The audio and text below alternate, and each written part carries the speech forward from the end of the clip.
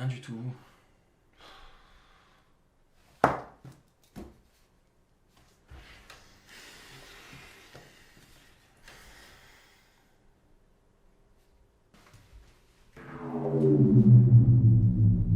Salut!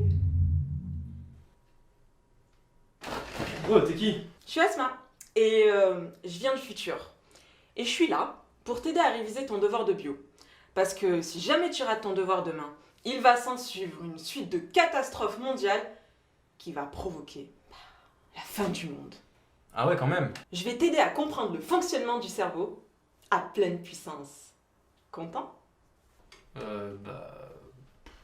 D'abord, ce qu'il faut que tu comprennes, c'est comment fonctionne le cerveau jusqu'à la naissance d'une pensée. Ouais, si tu veux. Ensuite, qu'est-ce qu'une onde cérébrale? Et pour finir, comment la capter? Alors, t'es motivé? Non. T'es prêt? Non.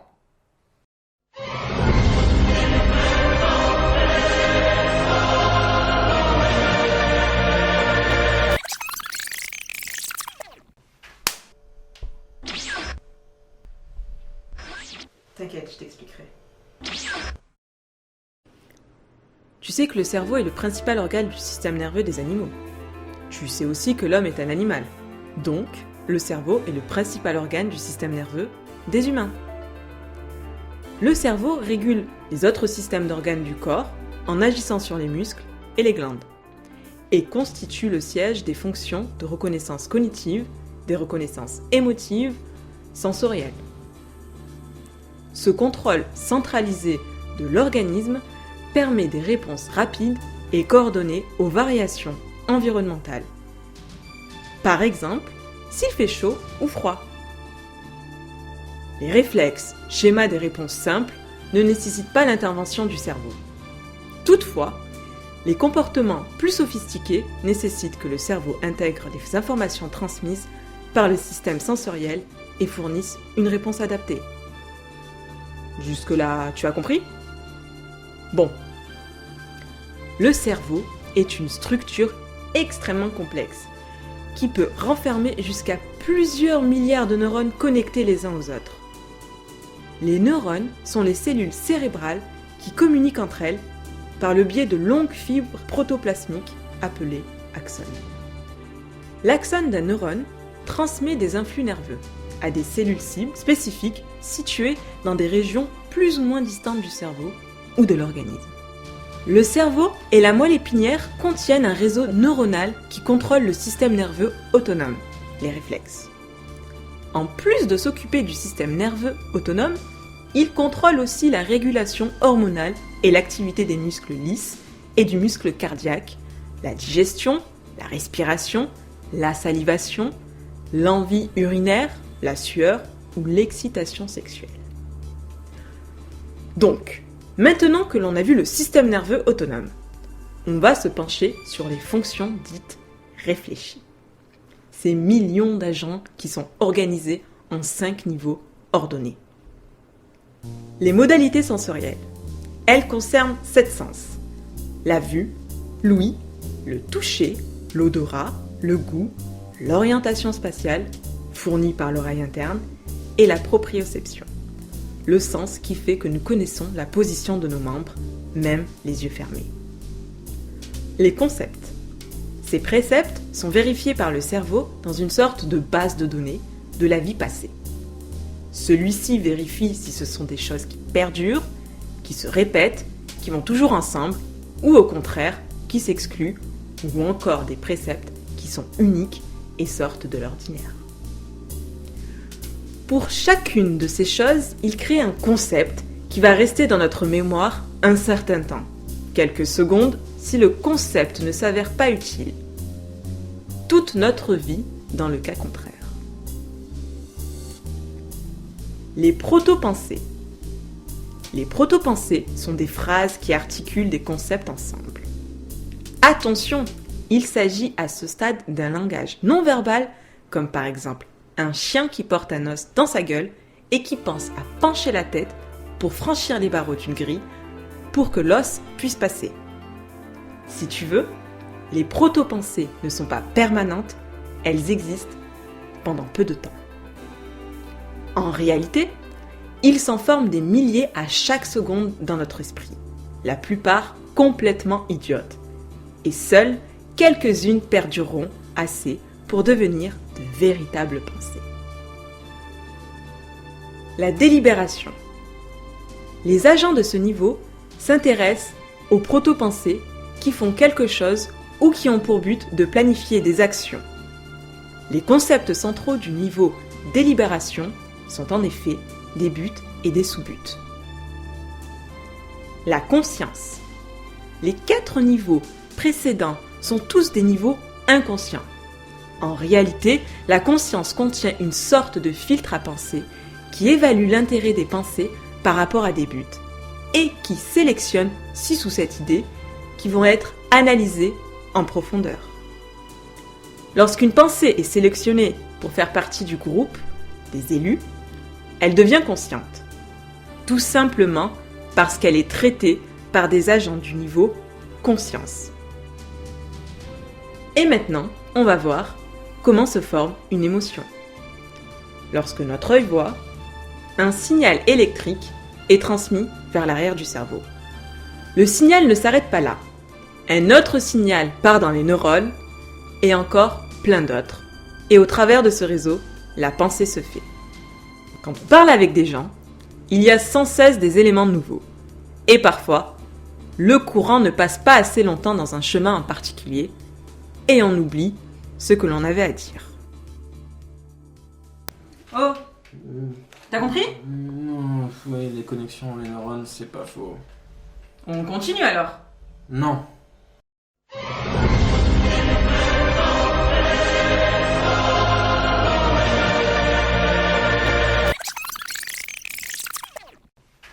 Allez, au boulot.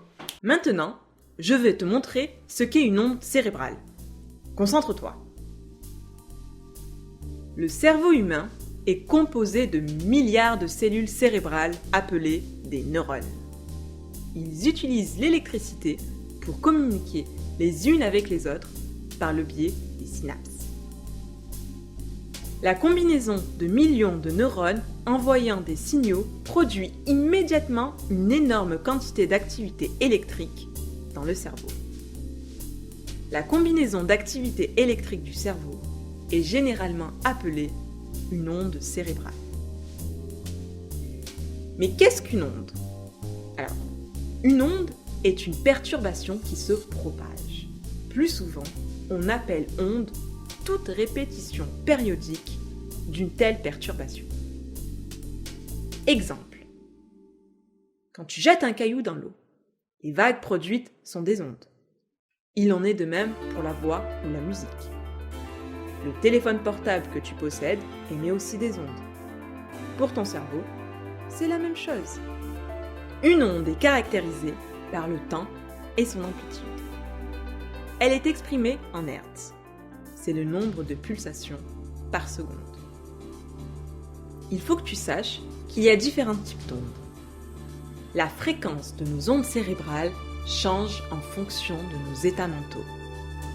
Il y a d'abord les ondes bêta, avec une fréquence entre 12 à 38 Hz. C'est généralement l'état mental de la plupart des personnes pendant le jour et la plupart de leurs activités quotidiennes. Nous sommes largement éveillés. On peut aussi parler d'ondes gamma, qui se situent au-dessus de 30 à 35 Hz. Elles témoignent d'une grande activité cérébrale, comme pendant les processus créatifs ou de résolution de problèmes. Le moment où nous nous sommes réveillés, mais détendus, en traitant peu d'informations, reflète l'état alpha. Les ondes alpha sont comprises entre 8 Hz et 12 Hz. Quand on se lève le matin, juste avant le réveil, on est naturellement dans cet état.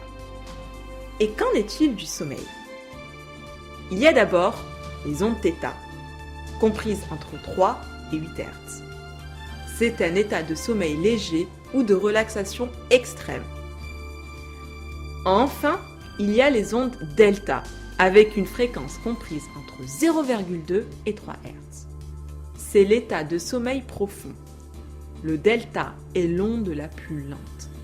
Quand la fréquence dominante est le delta, notre corps se guérit et remet le système en équilibre. On ne rêve pas pendant cet état, mais on est complètement inconscient.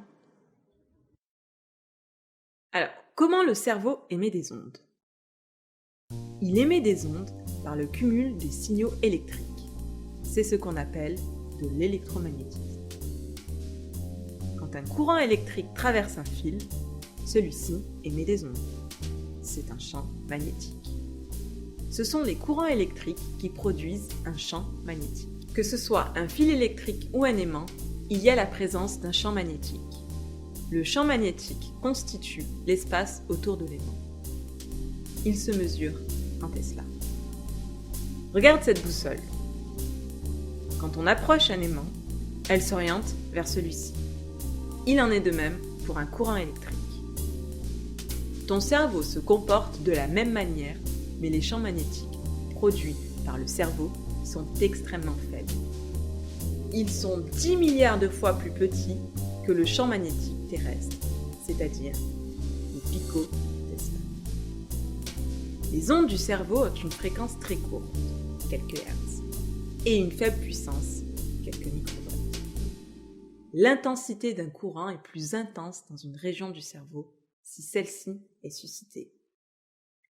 Les fréquences sont récupérées sous forme de spectres électromagnétiques. C'est la décomposition du rayonnement électromagnétique selon ses différentes composantes en termes de fréquence. Donc, si tu es en train de dormir, tu aperçois un pic entre 0,2 et 3 Hz. Ça t'intéresse ce que je raconte ? Mais non. Attends, je te coupe, tu t'es planté là, c'est d'abord le générique et après la baffe. Ah oui, t'as raison, oui. Mais en même temps, une baffe en plus, ça se refuse pas. Tiens, regarde. Allez, ouais, remarque. Bim, allez. Bim. Oh, oh. Écoute, j'ai une mission à accomplir, donc concentre-toi un petit peu, s'il te plaît. Allez, on continue.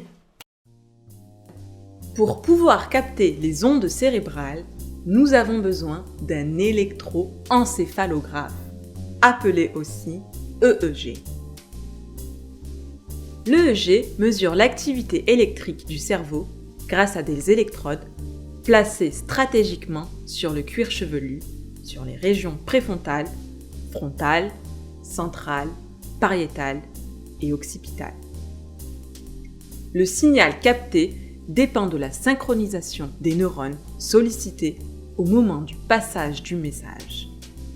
Plus ils sont synchronisés, plus l'intensité électrique sera importante. Mais la fréquence électrique est plus faible.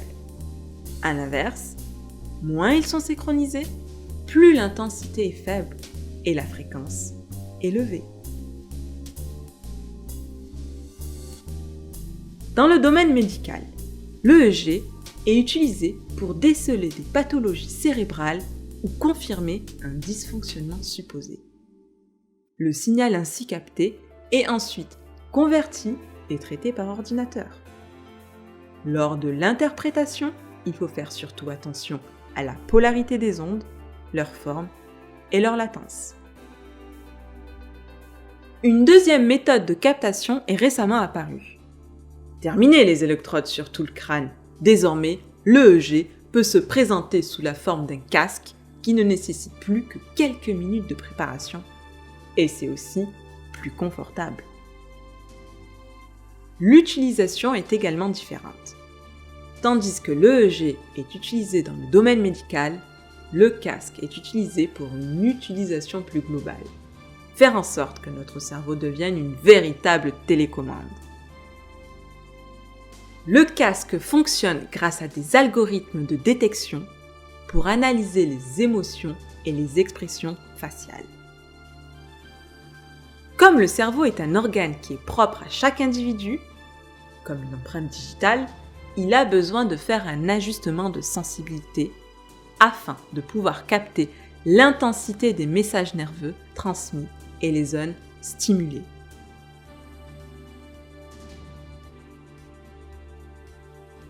Avec les technologies de ton époque, tu as la possibilité de contrôler ce que tu veux par de simples pensées. Par exemple, dans le milieu médical, il est possible de contrôler son fauteuil roulant par la pensée. Mais on peut aussi déterminer une pathologie en fonction de l'onde émise par le cerveau. Mais aussi, on pourrait gérer l'intensité des lumières de son appartement. Baisser les volets, tout est possible. Même de jouer à des jeux vidéo par la pensée. La science-fiction pourrait être beaucoup plus proche que ce que tu crois. Ainsi, on pourrait se prendre à s'imaginer des applications beaucoup plus ambitieuses. Par exemple, contrôler des robots, et pourquoi pas dans l'espace. Pouvoir conduire une voiture ou écrire des documents simplement par la pensée. Mais il faut aussi prendre garde. Si l'on arrive à contrôler ce qu'il sort de notre tête, il est possible de faire des actions inverses. Insérer, modifier ou supprimer des pensées dans un cerveau relève encore de la recherche, mais pourrait s'avérer dangereux si jamais il est mal exploité. Il m'énerve celui-là! T'en as pas marre d'être là? Joris! Comment oses-tu? Maintenant tu t'assois! T'as compris ce que je t'ai raconté? Tu peux me dire ce que c'est que ça et ça? Ouais, c'est trop cool ce que tu fais avec ton cerveau. Tu m'apprends s'il te plaît? S'il te plaît, allez. Non, ton cerveau n'est pas prêt. Minable homme du 21e siècle. Ça y est, je t'ai tout dit. On compte sur toi.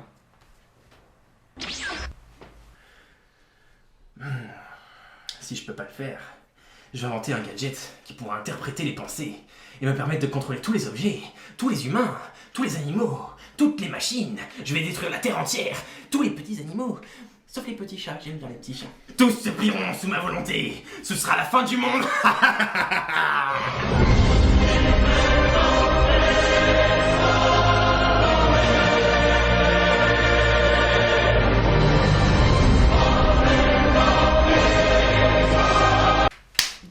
Bon bah, d'abord le partiel.